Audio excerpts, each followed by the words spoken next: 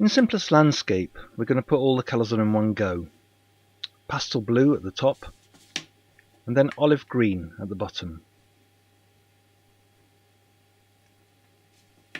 Turn the iron and smooth along. One ironful of wax should cover the card.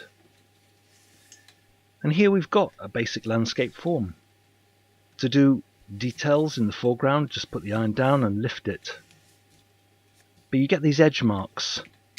So to avoid those, bend the card slightly with your fingers behind and don't let the top edge of the iron touch when you press down.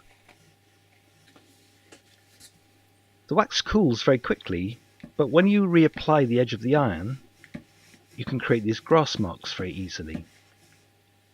If you want them to be darker, run the edge of the iron through a block of wax. Cleaning the edge of the iron can help and make stronger, harder dark lines.